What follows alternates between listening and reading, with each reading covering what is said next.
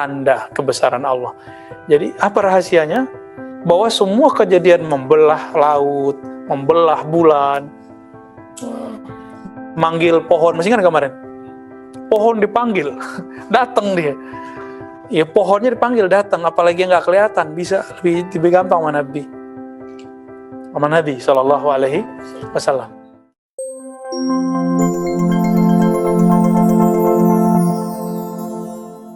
Jadi ciri-ciri ulama zahir yang terhijab disebut ulama zahir. Jadi istilah ini bukan istilah Imam Ghazali. Jadi Imam Ghazali ini dituduh oleh pembencinya telah membagi ulama menjadi dua. Ulama dunia, ulama akhirah. Ulama su' dan ulama akhirah. Siapa yang bagi? Dituduh siapa? Ya, padahal enggak. Imam Ghazali hanya mengikuti langkah Imam Al-Hakim Tirmizi ahli hadis. Beliau kan ahli hadis. Cuma yang kita bacakan sekarang bukan ilmu hadisnya, tapi ilmu hadas. Ya. Bukan hadas yang antum bersuci itu.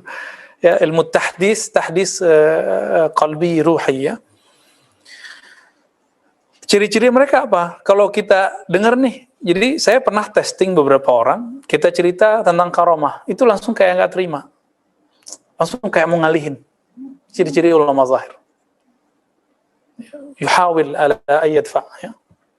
Dia berusaha untuk nolak. Nggak masuk sama akalnya. Yuqaddiruna dzalika min tilqa'i anfusihim. Itu dibaca semua tuh cara berpikir ulama zahir ini oleh Imam Al-Hakim At-Tirmizi. Mereka yuqaddirun, apa arti yuqaddirun? Menilai, berpersepsi berdasarkan asumsi diri mereka sendiri. Masa sih? Jadi dia mengukur dirinya nggak mungkin bisa melipat bumi sekejap. Bismillah pindah tempat. Mereka nggak percaya karena nggak pernah nyoba. Maka orang begini susah percaya Isra dan Mi'raj. Nah, kan Mu'tazilah. Maka orang Mu'tazilah tuh nggak ada yang karomah. Ulama zahir ini yang suka menolak begini nggak akan pernah terjadi karomah. Ibnu Taimiyah, kapan terjadi karamah padanya? Ketika dia sudah masuk penjara dan diputus akses untuk berfatwa dan menjadi sufi. Maka ada orang laporin, Ibnu Taimiyah, kok saya melihat engkau di satu tempat? Tapi beliau reject. Apa katanya? Oh enggak, itu setan. Padahal itu bukan setan. Ibnu Taimiyah mencoba untuk mengkat itu karena dia punya kaidah sadduz dzari'ah. Dia nggak mau dikultuskan orang. Itu kalau mau kita mau berhusnuzon dengan Ibn Taimiyah. Ya, Uwais Al-Qarni dilihat orang haji umrah. Itu siapa yang haji umrah? Ya, Uwais Al-Qarni. Cuma itu pecahannya. Ini yang kita sebut dengan tayul ard. Bisa memecah bumi, bisa pindah tempat. Bisa terlihat di banyak tempat. Ya, itu ilmunya mereka itu. Dan itu ilmu melebihi rasa. Itu nyata pada diri mereka. Ya, bukan hanya sekedar rasa-rasa doang. Kalau rasa mah, rasa antum kan beda sama rasa aneh. Ya, taib. Lalu dikatakan di sini mereka hanya meyakini bahwa karamat atau kejadian luar biasa itu khassah bihim, hanya khusus bagi para rasul. Gimana tuh? Asif bin Barkhiyah rasul bukan? Bukan. Bisa mindahin istana? Ya. Istana Bilqis. Sekejap mata. Kalau Ifrit bilang apa? Selama engkau berdiri duduk berdiri. Itu lama itu. Nabi Sulaiman kan lama dia patrolinya. Ya, belusukan beliau. Beliau duduk di atas bisa terbang kemana-mana. Ya. Dan itu lama. Kata Asif bin Barkhiyah disebutkan di dalam Al-Quran, ya, dia disebutkan punya ilmu minal kitab. Ya. Utu ilman minal kitab. Diberikan ilmu dari berarti nggak semua dari Alkitab juga dia punya. Kata Sidi Syekh Abdul Qadir Jilani dalam Ghunyah, yang diberikan adalah Ismul Azam. Nggak ada jadi beli, dari sini ya. Itu kita ketemu di situ. Diberi apa? Ismul Azam. Baru dia bisa pindahin. Coba Asif dengan Ismul Azam bisa mindahin tempat, mindahin istana. Antum bisa mindahin apa? Ya, kita mindahin orang aja deh dari dolal ke hidayah. Sok dapat hidayah gitu. Enggak juga ya. Kita hanya berusaha supaya hidayah yang di dalam ini bertahan. Amin ya rabbal alamin. Ya. Gimana tuh? Di Quran ada karomat? Ada. Nah, nanti riwayat Umar ini akan mereka bilang yang kita bahas pekan lalu. Umar lagi khutbah di Madinah, bisa melihat Sariyah yang sedang di luar kota, sebulan, bahkan 3 bulan perjalanan. Dia panggil, kedengaran nama Sariyah. Itu Sariyah orang biasa apa wali itu? Wali. Berarti dia sudah belajar cara melipat suara dan melipat bumi. Gitu. Udah berlatih. Jadi ilmu ini bisa dipelajari teman-teman, tapi yang mempelajarinya bukan belajar pindah tempatnya, yang dipelajari adalah asma'nya. Nah, ini pohon diluruskan. Ini ahli kalam kadang-kadang main hantam-hantam aja. Oh, karomah nggak bisa direncanain. Siapa bilang? Itu Asif nggak merencanakan. Asif merencanain pindahin tempat nggak? Berarti wahamnya ahli kalam yang disebut ulama zahir di sini apa? Kalau nggak direncanakan, nggak bisa. Waham ente ya. Kalau nggak ngerti jangan ngomong gitu aja ya. Kita sukut aja kita. Tawakuf. Oh, saya nggak mengerti bab karamat. Selesai. Karena tidak ada dalil yang menyebutkan karamat itu mesti direncanakan. Bisa dipelajari? Bisa. Yang dipelajari asma'nya. Nama Allah yang dipelajari. Sehingga mereka asik masuk dengan Allah, baru dikasih itu. Itu ya. Tapi karamat ini hanya diberi kepada wali. Kalau bukan wali, namanya apa? Jangan maunah itu masih keberkahan wali yang turun ke dia. Bukan, lawannya wali apa? Sahir, penyihir. Itu sihir berarti. Jangan dikira ahli sihir nggak punya asma dia. Asma syaitani. Jadi nama Allah yang disimpan dalam memorinya iblis diturunkan kepada syaitan, lalu diajarkan kepada dukun-dukun, para ahli sihir-sihir. Tapi kata dukun ini kita harus hati-hati juga ya. Kalau dukun beranak artinya apa? Ini kayaknya ada yang lahir sama dukun beranak nih. Ya. Itu gimana? Syirik nggak? Oh, berarti dalam kosakata Indonesia, dukun itu nggak mesti hal-hal yang magic. Mantri itu dukun juga kan? Ustadz nyembur-nyembur air dukun juga. Tapi kalau sudah identik dengan apa? Udah masuk ke bab pengasihan, pelet, santet, ya nauzubillah dari semua itu. Kita jauh-jauhlah dari itu. Berarti si ustadz sudah menjadi uskun. Ustadz plus dukun sihir. Kita tambahkan dukun. Nah, uskun sir ya. Uskun ahli sihir. Nauzubillah min dzalik. Ya, kita nggak perlu belajar ilmu-ilmu begitu, kita cuma belajar zikir aja, belajar zikir, kita minta perlindungan pada Allah. Kalau ada yang ngirim-ngirim, udah semoga Allah langsung yang ambil. Nggak usah repot-repot nanti, amin ya. Maka amalkan aja itu, ya ratibul hadar, ratil atas, ya. Zikir pagi sore, wirdul latif, hizib bahar, insya Allah, Allah jaga kita semua. Tapi antum nggak bisa hafal nih, ribet baca itu, udah la ilaha illallah. La ilaha illallahu hisni, begitu hadis kutsinya. La ilaha illallah itu bentengku. Orang kalau udah benteng Allah, bisa ditembus sama yang lain nggak? Ya, udah itu ya. Nah, kita nggak minta sakti, kita nggak minta apa, kita hanya minta dekat kepada Allah yang maha sakti. Ya, amin ya rabbal alamin. Taib, istamir Musa. Wa ma ab'ada ma waqafu minhu falam yumayyizu bainal ayati wal karamati walam ya'lamu annal karamati min karamihi wal ayati min qudratihi wa yuqirru bil karamati liya'sihi min hadhihi al karamati Limahum fihi min al adnasi wa taslim. Nah, ini penting teman-teman. Jadi ada beda ayat dan karamat. Ayat itu yang kita sebut hari ini mu'jizat. Karena di Quran tidak ada istilah mu'jizat dalam artian kesaktian. Ya, jangan tuh melihat aja tuh. Kisah Sayyidina Musa, 9 ayat. 9 ayat, 9 karamat. 9 karamat enggak juga. 9 mukjizat kalau diterjemahkan hari ini. Jadi Allah menyebut kejadian luar biasa yang terjadi pada Nabi dengan ayat. Tanda kebesaran Allah. Jadi apa rahasianya? Bahwa semua kejadian membelah laut, membelah bulan, manggil pohon, masih kan kemarin? pohon dipanggil, datang dia. Ya pohonnya dipanggil datang, apalagi yang nggak kelihatan, bisa lebih gampang sama Nabi. Sama Nabi Shallallahu Alaihi Wasallam. Itu yang disebut ayat, penanda bahwa Nabi ini yang ngutusnya adalah yang maha hebat, Allah Subhanahu wa Ta'ala. Nah, untuk para ulama disebut dengan karomat. Dari kata karam, apa arti karam?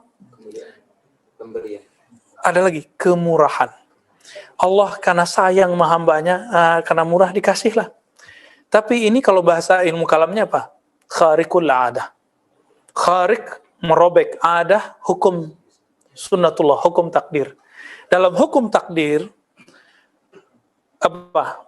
Kalau jalan sekarang ke Cirebon, pakai mobil deh, nggak usah jalan kaki deh, capek kita. Pakai mobil berapa jam? 4 jam. Tapi kalau sudah turun Al-Karamat, sekejap nyampe, bisa nggak? Bisa. Kok bisa? Ya bisa. Suara Umar aja nyampe 3 bulan perjalanan. Siapa yang menyampaikan? Allah. Selesai kan masalah? Kalau Umar yang menyampaikan, batil. Tapi yang menyampaikan Rabbu Umar. Rabbnya Sayyidina Umar radhiyallahu ta'ala anhu. Ya, jadi bisa bedain antara ayat dan, jadi kalau versi kitab lama tidak ada istilah mukjizat dalam pengertian sekarang ini. Ya.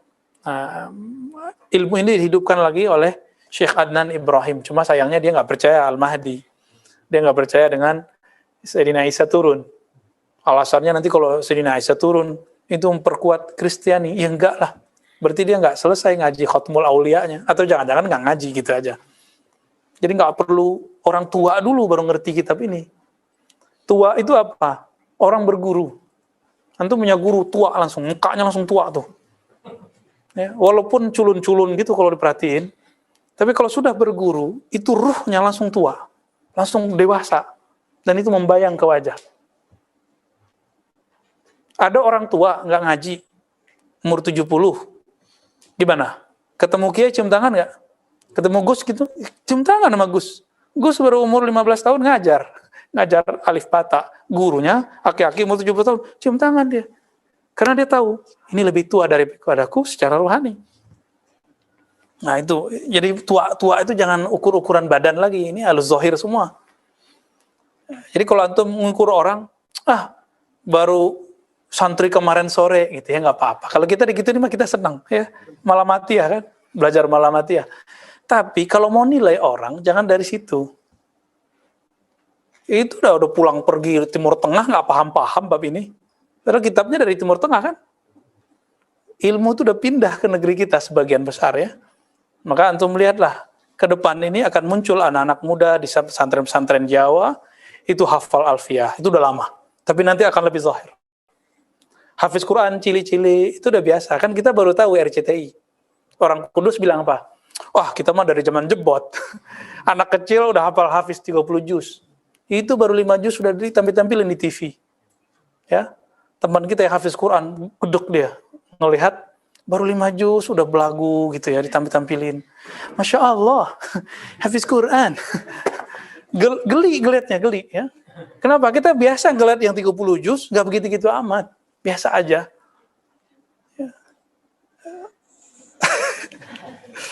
Ya, yang lebay-lebay gitu dikurangi deh ya. Istamir. Wa haula'i al-qurra'u a'ni al-mudda'ina li-sidqi yadfa'una ma wasafna min sya'nil muhaddatsin wal mulhamina alladhina hum khassatul awliya'i yuqaddiruna dhalika min tilqa'i anfusihim wa yaz'amuna anna hadha la yakunu. Nah, ini sama dengan paragraf yang sebelumnya. Ya, lanjut. Wama wujidat illatun li hadha alladhi dahahum hatta annahum ankaru karamatil awliya'i illa annahum qaddaru hadhihi al-umura ala ma ra'aw min huduzi nufusihim minhu Allah subhanahu wa ta'ala fa inna ma haddahum minhu at-tauhida thumma al-juhda fi wafa'is sidqi ثم الصدق في الجهد حتى ينالوا شيئا من القربة وهم في عمى من علم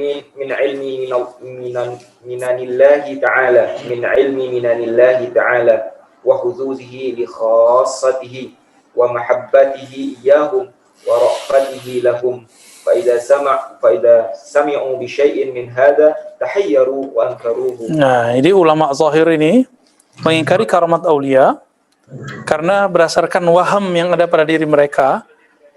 Lalu mereka menganggap dapat ilmu tauhid. Ini hati-hati nih. Nanti yang banyak mengingkari ini bukan Salafi Wahabi. Ntar yang mengingkari yang ngaji kitab Aqidah Asy'ariyah.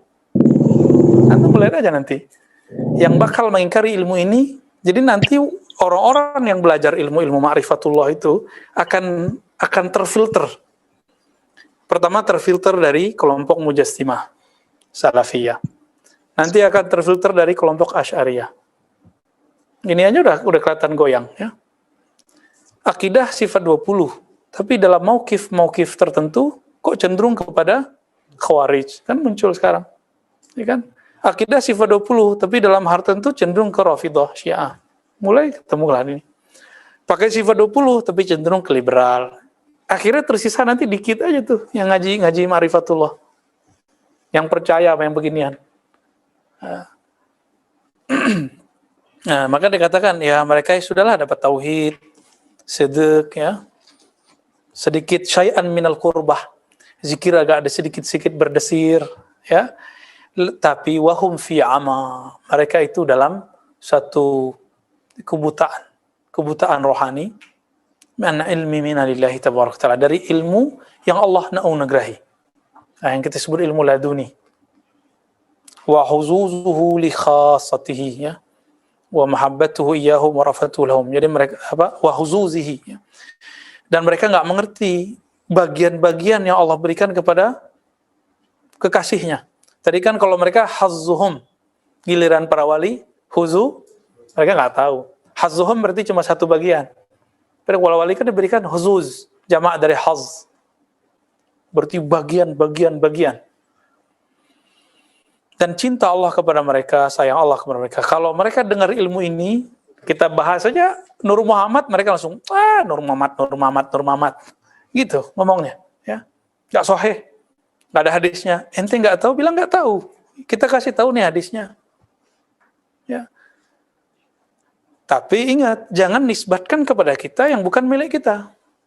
Kita jauh dari mencaci maki sahabat. Maka kita gak masuk Rafidhah. Ya. Dan dari kemarin beliau cerita Umar mulu kan, padahal dituduh Syiah loh. Jadi bagi orang yang jahil, Sufi itu Syiah. Maka dulu ada selebaran disebar oleh salah satu lembaga dakwah di Indonesia, warisannya salah satu ulama yang saya kagumi, Muhammad Nasir. Itu mereka nyetak, nggak tahu dapat dana dari siapa. Nyetak dibagi-bagi. Apa ulamanya nggak ngerti kalau isinya berbahaya? Agama Syiah, isinya apa? Nggak ada Syiahnya sama sekali. Isinya tarekat Sufi. Waktu itu saya mau kuliah kerja nyata. Apa itu? KKN yang sahih. Bukan KKN yang haram itu ya. Langsung mengundurkan diri saya dari kelompok itu. Kalau begini saya mengundurkan diri. Karena tempat yang mau dikunjungi itu kampungnya Panji. Bener ya. Waqa ama waqa. Ya, terjadilah beberapa hal yang tidak diinginkan. Jadi bagi mereka Sufi itu Syiah. Tuh, nggak nyambung kan? Syiah artinya apa? Syiah Ali, Syiah Rafidhah. Orang yang mencintai Ahlul Bait berlebihan dan menghujat para sahabat. Itu Syiah bagi kita. Maka Pak Quraisy Syiah nggak? Enggak. Pak Quraisy nggak Sufi aja dia bilang Syiah. Cuma karena beliau anaknya ada satu yang nggak berjilbab. Kenapa nggak dihitung sama satu yang berjilbab? Ini kan nggak adil. Antum kan takut kan ngomong-ngomong begini? Takut ditinggal jamaah ya? Ya, kita ngomong tasawuf udah belak-belakan dari kemarin ya. Bukan berarti kita pakar tasawuf, enggak. Kita dari guru-guru kita, dan guru-guru itu pesan, ini harus dibuka ilmunya. Yuk, karena nu'addil amanah, menunaikan amanah kita buka. Semoga doa-doa mereka bersama kita ya. Amin rabbal alamin. Fa idza sami'u bi syai'in min hadza tahayyaru wa ankaruhu. Kalau mereka mendengar ilmu ini, tahayyaru, apa itu tahayyaru? Heran. Masa sih? Nah, ini ciri-cirinya tuh. Yang dibawa ke Melamatiyah aja udah tiap hari, masa sih? Ya, alhamdulillah ada yang bisa mengatasi. Kolbunya akan bilang ini benar. Ya. Wa ankaru. Lanjut, apa lanjutannya? Ingkar. Nah, ini yang paling bahaya. Ya. Summa yarwauna al-akhbar an Rasulillah SAW, inna lillahi ibadan laysu bi anbiya wala syuhada yaghbituhum an-nabiyyuna wasyuhada limakanihim wa qurbihim min Allah. Ini hadis riwayatnya ada yang semakna dengan ini di riwayat Ahmad dan sangat banyak di riwayat Tabrani. Dan hadisnya sampai derajat sahih. Ya. Allah mempunyai hamba-hamba laisu bi anbiya, mereka bukan para nabi. Wala syuhada, bahkan tidak mati di medan juang. Terus apa? Yaghbituhumul nabiyun, tapi para nabi, para syuhada, ghibtah. Apa arti ghibtah? Iri positif. Masa sih mereka bukan nabi bisa sampai posisi ini? Wa qurbihim min Allah, dan dekat mereka kepada Allah. Kira-kira itu umat siapa? Pasti umat Nabi Muhammad. Orang kayak kita belum tentu. Masih ingat sebelumnya teman-teman kita udah bagi bahwa klan alam semesta itu ada beberapa. Masih ingat nggak Sidi Musa? Ustaz Zauki. Pertama klan Bani Anwar, Bani Nur, Bani Cahaya. Ini klannya para nabi, para rasul. Nah, ini yang turun, itulah yang turun langsung dari Nur Muhammad sallallahu alaihi wasallam. Jadi ketika Allah hendak mengenal, Allah ingin dikenal, cinta dikenal, maka Allah ciptakanlah, ya Allah hembuskan Ahmad, muncullah Nur Muhammad. Dari Nur Muhammad terciptalah cahaya-cahaya itu menetes dari nur-nur itu, cahaya-cahaya. Berapa jumlahnya? 124.000. Itulah jumlah para nabi dan rasul. Rasul antara mereka banyak versinya, terutama yang mu'tamad dalam akidah Ahlussunnah, Asy'ariyah, Maturidiyah 313. Itu mereka setiap masa sama. Jumlahnya 124 sampai nanti Ya'juj Ma'juj keluar. Ya'juj Ma'juj setelah Al-Mahdi loh ya, setelah Dajjal. Terus gimana? Setiap masa mereka jumlahnya sama. Maka dalil paling kuat ketika haji wada, ahli hadis sepakat jumlah sahabat ada berapa? 124.000. Kalau mereka hidup di zaman sebelum Nabi Muhammad, semuanya nabi. Tapi karena la nabiyya ba'di, tidak ada nabi setelah Nabi Muhammad, bahkan setelah zuhur Nabi Muhammad, kan, nabi yang lain turun pangkat jadi wali. Jadi Nabi Isa nanti turun, Nabi Ilyas nanti zahir, Nabi Khidir nanti zahir. Itu jadi nabi apa ya wali? Tapi karena beliau itu nabi, kita tetap manggilnya ya nabi, ya Allah. Ada presiden nih, udah turun, kita manggilnya tetap presiden, tapi mantan presiden SBY gitu, mantan presiden Megawati, tetap kita sebut presiden, tapi mantan, ya. 124.000. Jumlahnya berapa yang berjuang bersama Nabi waktu perang Uhud?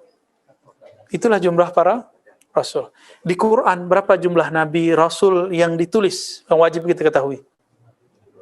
Maka nanti Al-Ghaus itu jumlahnya juga cuma 25. Yang besar-besar, selebihnya kutub. Jadi jangan sembarangan bilang Al-Ghaus. Tergosong muka gitu ntar. Ya. Kutub aja kalau mau bilang. Ya, misalnya dari kalangan Thariqat mau menyebut misalnya imam siapa, biar hati-hati Al-Kutub selesai. Kecuali memang udah ada masyhur Sultanul Aulia, Al-Kutub Al-Ghaus, Abdul Qadir Jilani, Al-Kutub Syahir, Wal-Ghaus Al-A'zam, Abul Hasan Syazili, itu udah jelas. Kalamnya ada ulama kita yang meriwayatkannya. Kalau cuma dari jamaah yang ngangkat ya janganlah main pasang-pasang aja nama Al-Kutub Al-Ghaus, ya. Ya. Maju aja depan lagi nih, masih bisa. Ya, fadhal. Tempat kita baru segini ya, afwan ya.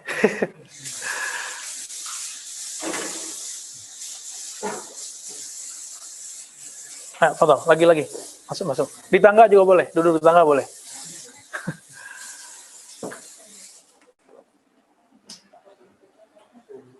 Ini yang ahwat kan nggak banyak nih. Ahwat takut corona ya? Iya, kita juga takut kok. Cuma jangan horor-horor amat lah ya. Oke, taib. Udah. Agak kedepanin dikit, sini Musa. Oke, biar nyaman deh. Allahumma sholli wa sallim barik ala sayyidina. Itu tadi bani cahaya langsung dari tetesan Nabi Muhammad sallallahu alaihi wasallam. Makanya para nabi itu ya, Nabi Adam dikatakan kalau bukan karena nur Muhammad, itulah penjelasannya, maka engkau tidak ada. Kelas. Setelah itu Nabi mengatakan, ini kita ulang-ulang terus, saya sengaja ulang, mungkin ini udah ke-7 kali saya ulang supaya masuk ke alam bawah sadar. Al ulama warasatul anbiya. Ulama pewaris para nabi. Pewaris itu keluarga bukan? Maka kalau bahasa ruhaninya itu anak. Bahasa hadisnya warasah. Pewaris, kalau enggak keluarga, enggak saudara, enggak kerabat, bisa enggak mewarisi? Maka kalau ada orang mewarisi materi, itu keluarga jasad, nasab. Kalau mewarisi ulama, mewarisi para nabi, yang diwarisi apa? Rohani. Immateri atau materi? Immateri. Berarti tidak wujud secara lahir. Dia adanya di dalam ruhani. Ini yang diwariskan. Masuklah ke dalam kolbu si ulama. Ulama ini yang disebut sebagai bani arwah. Bani ruh. Nah, mereka ini langsung nih. Kalau mereka hidup dulu di zaman Bani Israel, jadi nabi. Maka ada hadis walaupun dhaif, ulama ummati ka anbiya'i Bani Israel. Ulama umatku seperti, tapi hadisnya dhaif, seperti Nabi Bani Israel. Teman saya di Darussunnah dulu, nggak tahu masih hidup, semoga masih hidup ya. Saya lupa nama beliau. Santri pinter, hafiz Alfiyah 1000 bait. Itu karena ada ustadz kita mendhaifkan hadis itu, langsung dia keluar dari Darussunnah. Baru beberapa bulan, langsung keluar deh. Karena dia tersinggung.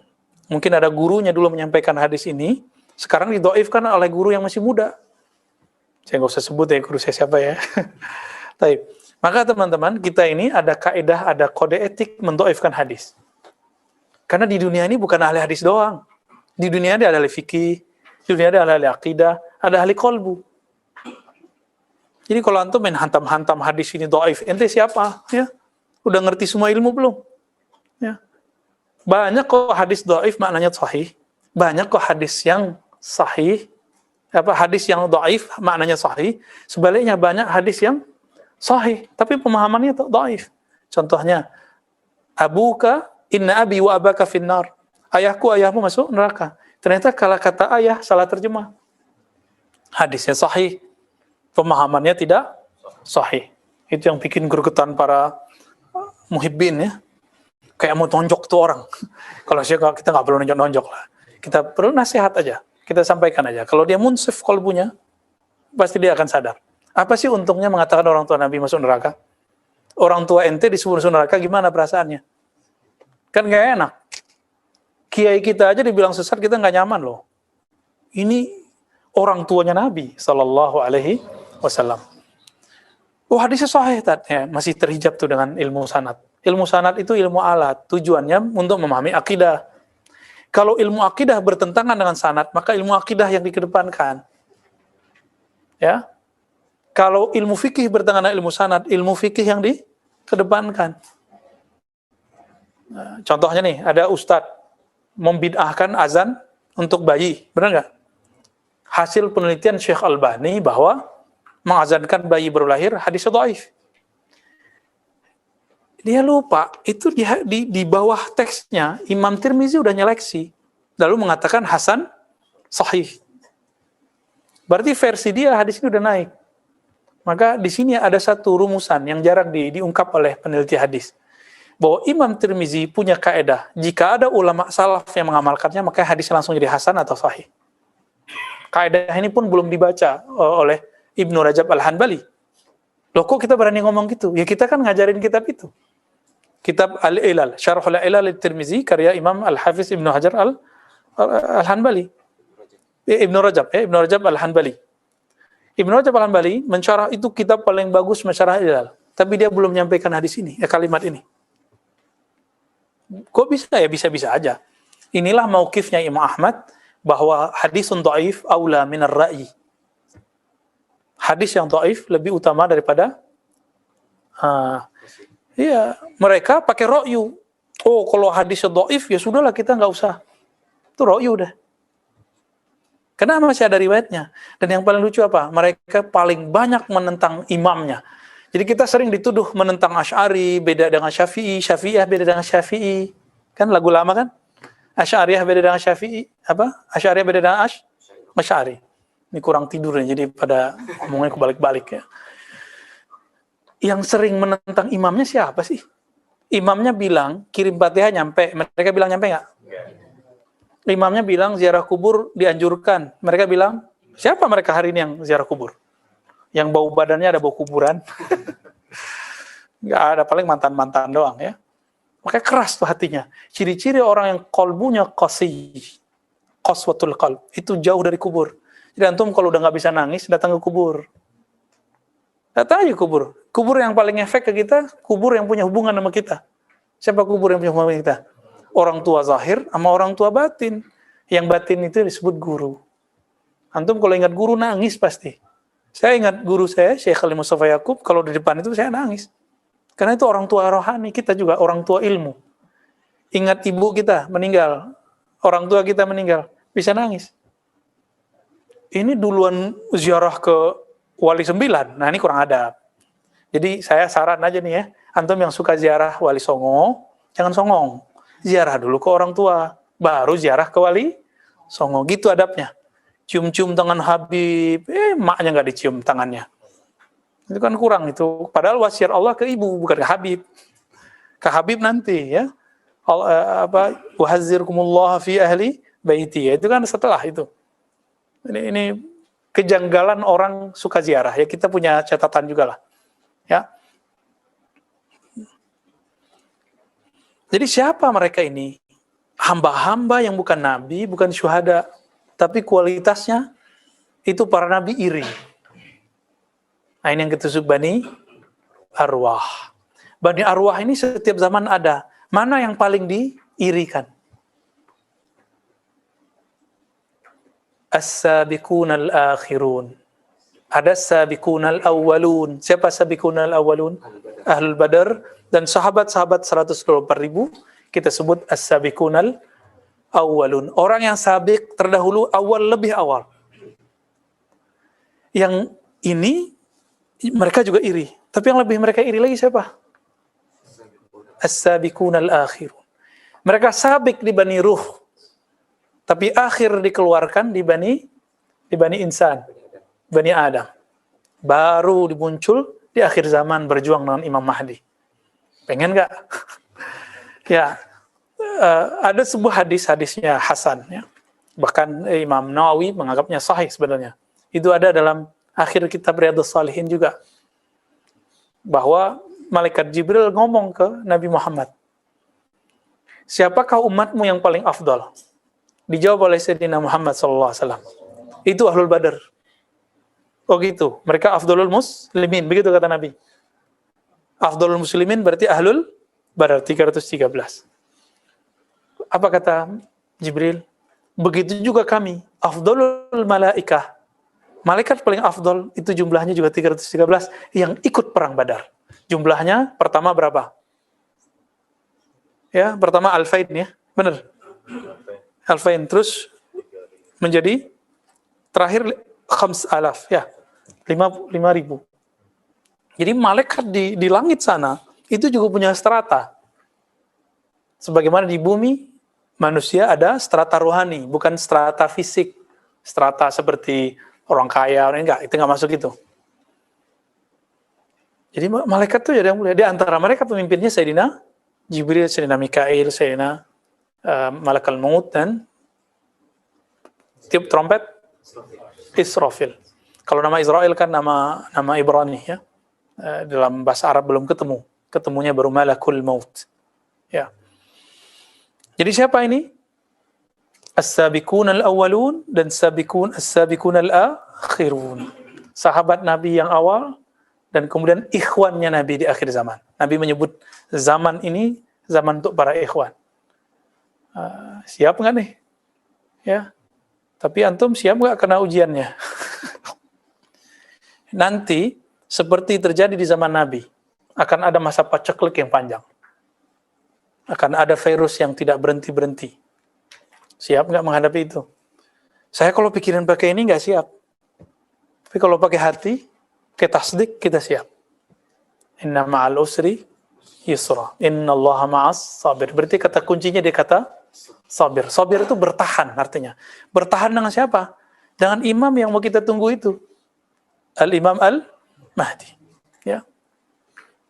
Ustaz nih khurafat nih. Masa Imam Mahdi udah ada masih 200 tahun lagi kali? 200 tahun. Enak aja ya. Nggak ada zamannya, nggak ada sejarahnya di dunia virus sebesar ini hari ini. Ini fitnahnya udah kulliyah, udah global, mana-mana udah nyebar, benar nggak? Kata WHO berapa lagi? 4. 8 lagi. Antum soalnya nggak tuh? Pak dokter berapa lagi kata WHO? 4 lagi. Saya ngikutin berita sesekali ya. Kan muncul seliweran di YouTube. Seliweran di apa? 4 lagi. Bukan mutasinya, bukan. Tapi muncul 4 lagi. Wallahu a'lam tuh gimana ceritanya ntar ya. Kalau ini muncul, semua negara ntar beli vaksin lagi. Habis nggak ntar devisa negara? 2 tahun lagi muncul lagi. Kira-kira negara masih punya duit nggak? Maka nanti negara itu semua berutang. Herannya utang sama siapa ya? Amerika ngutang, Cina ngutang, Jerman ngutang, UK ngutang. Indonesia cetek utang kita itu cuma 6.000 triliun. Amerika udah kuat triliun. Utangnya sama siapa? Nah, itulah dia mereka. Kita nggak usah kasih istilah, karena saya nggak tahu istilahnya. Termasuk ke bab konspirasi lagi ya. Nggak, itu udah jelas sudah. Hanya antum yang mencoba untuk menghibur diri aja, yang belum melek matanya melihat kejadian hari ini. Amerika bilang bukan mereka yang buat virus. Cina juga bukan juga. UK kemarin ada, tapi kata mereka bukan juga. Terus siapa dong? Ya mereka itu juga tuh. Siap nggak nanti menghadapi fitnah itu? Ya. Di masa Rasulullah dulu pernah 3 tahun paceklik. Barangkali nanti akan terjadi juga paceklik 3 tahun. Itulah kemunculannya Dajjal. As-Samiri. Al-Masih. Yang palsu. Kan Dajjal artinya palsu. Al-Masihud Dajjal, ada Al-Masih Isa. Masih yang asli, Masih yang palsu. Muncul nanti bareng. Cuma duluan keluar Dajjalnya. Kalau dihitung hadisnya kan dikit, cuma 40 hari. Tapi berasanya berapa tahun? 40 tahun. Hari pertama kayak 1 tahun. Hari kedua sebulan. Begitu di hadis Abu Daud. Tapi sebenarnya bagi semua orang, setiap hari berasa kayak 1 tahun. Berarti 40 tahun. Kalau bagi orang beriman, baru kayak Nabi katakan itu. Hari pertama setahun, hari kedua sebulan, hari ketiga seminggu, baru tuh. Itu masa berat itu. Nah, jangan dipikir masih lama, ya. Coba yang ngerti ekonomi, ada yang jurusan ekonomi nggak nih? Aman ekonomi? Negara kita, kira-kira bertahan kalau beli vaksin, nahan terjangan efek, bukan virusnya, tapi efek virusnya. Ini udah susah kan dagang hari ini di Tanah Abang? Ini kan ada pedagang Tanah Abang nih. Ya, Dayadi masih aman ya? Alhamdulillah. Tertatih-tatih juga. Ya pasti semua kena. Semua kena. Mau sampai kapan kita bertahan nih? Di saat paceklik itu nanti datang Dajjal. Ente butuh makan, diturunin makanan dari langit. Gimana? Butuh beras, ditumbuhin beras dalam waktu sekejap tumbuh. Kuat nggak kita tuh? Makanya sampai sekarang latihan puasa, ya kan? Dan puasa niatnya lillahi ta'ala, melatih rohani. Biar nggak butuh sama nasi. Biar nggak butuh sama makanan. Kita sih butuh, tapi latihan. Latihan aja. Ini nakut-nakutin ya. Semoga ente ketakutan semua. Nabi itu basyiran wa nazira, enggak hanya kabar baik aja dikasih tahu apa surga neraka, enggak cukup, harus ada nazirnya juga. Dan yang membuat saya agak gemetaran itu ketika baca hadis. In yakhruj, jika dia keluar, lalu saya bersama kamu, fa ana hajijuh. Maka akulah hujah kalian melawan dia. Jika tidak, maka itu berpulang kepada kalian. Dan yang repot yang kedua ini. Kalau dia keluar, Dajjal, Nabi udah nggak ada kan? Gimana kita? Maka mesti temukan Al-Mahdi, hajitnya Nabi. Siapa waris hujahnya Nabi? Al-Imam Al-Mahdi. Jadi doktrin Al-Mahdi ternyata bukan hanya dalam Islam. Jadi ini bukan doktrin Syiah, kita nggak ada urusan sama Syiah. Ya, Syiah, Mahdinya Mahdi dia. Mahdi dia imam ke-12 yang hilang. Bagi kita bukan. Ya, Al-Mahdi min waladi Fatimah. Sama dengan Syiah. Dari keturunan Fatimah. Tapi bukan imam yang ke-12 itu, bukan. Oke? Terus siapa? Ya keturunan Rasulullah. Zuriat Nabi. Ya Hasan Hussein gabunglah di dalam dirinya. Ya. Jadi zahirnya keturunan Nabi. Batinnya pewaris Ahmad. Jadi zahirnya Ibnu Ahmad, Ibnu Muhammad. Batinnya Ibnu Ahmad. Itu yang disebut ismuhu ka ismi, wa ismu abihi ka ismi abi. Jadi tolong kalau antum udah ngaji kitab ini jangan lagi nerjemahin namanya Muhammad bin Abdullah. Ya ke laut aja. Ya berarti gagal ngajinya. Kalau kayak gitu udah banyak habaib, tanya Habib Nagib nih dari dulu. Keluarga Ba'lawiyah yang namanya Muhammad bin Abdullah kan banyak. Bukan Mahdi loh kan? Bukan Mahdi. Temannya Mahdi. Mana Pak Mahdi? Hadi, nyari-cari sandaran dia. Rindu Pak Mahdi, jarang datang antum ya. Jadi apa makna ismuhu? Kembalikan ke makna ismu. Coba saya sekarang nanya. Kemarin kan saya jelasin apa aja arti ismu. Musa jangan jawab. Pasti bisa jawab. Ism ada dua maknanya. Satu. Ayo, catat dong. Ya. Biar masuk. Jadi sekali antum nyatet, itu masuk ke pikirannya tuh. Yang ditulis kertas, tapi masuknya ke, coba aja rasa. Qayyidul ilma bil kitabah. Jadi kalau nulis itu akan membuat ilmu nengket. Kasih tanggal, buat aja walaupun tulisannya ceker ayam. Sesekali coba latih. Nah, nanti ada yang akan ngajarin cara buat map, brain map ya. Nah, ini Pak Dokter jago nih buatnya nih.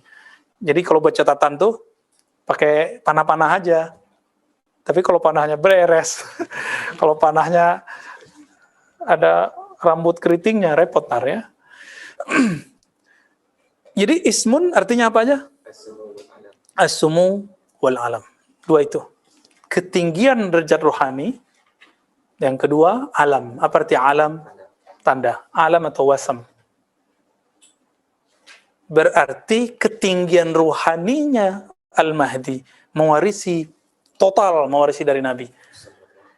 Kiai-kiai habaib sekarang kan mewarisi cuma sedikit-sedikit. Kita kan dikit-dikit aja dapatnya. Dekat dikit. Ini yang kita bagi-bagi. Kalau beliau, kulluh, semua yang masuk dalam rohani Nabi, turun kepada beliau. Kalau nggak bisa ngelawan Dajjal. Musa aja nggak berani sama Dajjal. Nabi Isa aja lari karena kerjaan Dajjal. Ya kan? Nabi-nabi berapa tuh? Ada Nabi yang masuk ke pohon. Nabi bisa ngomong sama pohon kan? Masuk ke dalam pohon. Tuh, ilmu akhir zaman ntar tuh ada tuh. Siapa yang tahu? Samiri. Samiri menyerupai orang. Kalau dia nggak ngerti ada Nabi masuk ke dalam pohon. Nggak mungkin dia Samiri. Kalau bukan Samiri ya. Jadi pasti itu Samiri. Jadi si Samiri ini bisa berdialog dengan alam semesta juga. Maka walinya dia wali syaitan. Mirip-mirip ilmunya, hati-hati. Umurnya bisa panjang juga, bisa pindah tempat dalam sekejap juga. Hati-hati untuk ketemu wali syaitan, ya, waltan, bukan waliullah. Ini zaman begini sekarang muncul di YouTube, muncul di sosmed antum lah, pasti banyak tuh. Maka kita untuk menjaga itu, kita khawatir kita pakai sanad, maka kita ngaji pakai kitab. Kan bisa aja saya jelasin nggak pakai kitab. Gagah-gagahan, sok-sokan. Kan bisa aja. Tapi supaya nggak keluar dari koridor ini, Maka saya mencoba, ya balik ke kitab aja deh, karena sanadnya jelas. Beliau ahli hadis lagi, ya. Taib. Jadi tandanya Nabi sama tandanya Al-Mahdi hampir sama. Tanda apa? Tanda-tanda yang Nabi alami sebelum beliau diangkat jadi Rasul, tapi udah jadi Nabi. Apa tanda Nabi? Waktu kecil dibedah. Itu tanda. Al-Mahdi mengalami itu. Pasti dadanya dibedah waktu kecilnya. Jadi kalau ada yang ngaku Al-Mahdi, tanya aja, ente udah bedah belum sama Jibril? Tanya aja gitu, polos-polos aja, kan kita kepura-pura bego aja sama mereka. Ya. Dan nanti puncaknya dari semua, jadi pelajari sirah Nabi, nanti antum ambil maknanya. Maknanya itulah yang dimaksud dengan tanda Nabi. Itulah tanda Al-Mahdi. Lengkap semuanya yang ada di situ, ada di Al-Mahdi. Berarti sekarang dia udah jadi Mahdi belum? Udah. Tapi belum islah. Kan yuslihuhullahu fi lailah. Allah akan islah dia dalam semalam, satu malam. Islah itulah mi'rajnya Mahdi. Kalau bahasa hadisnya islah, kalau bahasa rohaninya mi'raj rohani. Maka semua pengikut Al-Mahdi itu Al-Mahdiyin 313 dan kemudian ring 2, ring 3, tiganya nanti akan diberi kekuatan itu. Kekuatan rohani. Itulah mereka yang dipersiapkan Nabi selama 3 tahun dari Isra Mi'raj pertama, kan Mi'raj itu lebih dari sekali. Semuanya dengan rohani kecuali satu. Langsung fisik plus rohani. Itu yang puncak. Maka turunlah ayat Subhanalladzi asra bi'abdihi lailan. Ya, disebut kata abad menunjukkan zahir dan batinnya. Itulah makom tertinggi Nabi. Itulah namanya ismul walayah li nabiyina Muhammad. Nabi Muhammad pangkatnya Rasulullah. Beliau seorang Nabiullah. Kan semua Nabi wali. Apa pangkat Nabi? Pangkat kewaliannya. Abdullah. Kalau sudah Abdullah, semua asma masuk ke dalam dirinya. Kalau kita paling Abdul Muhaimin, Abdul Hakim, Abdul Latif, kita paling satu berdua. Kalau Nabi semua dalam dirinya dia abdu. Maka antum nih ada orangnya pemurah, tapi pemarah. Berarti dia nggak Abdul Halim. Kalau Abdul Halim nggak pernah marah dia. Ada yang nggak pernah marah, tapi pelit. Ya kebalikannya. Ada yang dua-duanya, Abdul Karim. Udah nggak pemarah, pemurah, Abdul Karim. Itu dia. Berarti dia udah ada kewalayan dalam dirinya. Nah sebenarnya semua kita ada jatahnya. Cuma kenal nggak? Ini yang disebut man arafa nafsahu faqad arafa rabbuh. Siapa yang tahu sisi walayahnya, maka dia baru disebut wali. Siapa yang tahu sisi nurnya, baru dia disebut kekasih Allah. Kira-kira begitu ya. Semoga kita termasuk mereka. Amin ya rabbal alamin ya. Kita nggak boleh juga bilang saya wali gitu ya. Melanggar adab. Untuk melanggar adab ya. Semoga kita wali ya.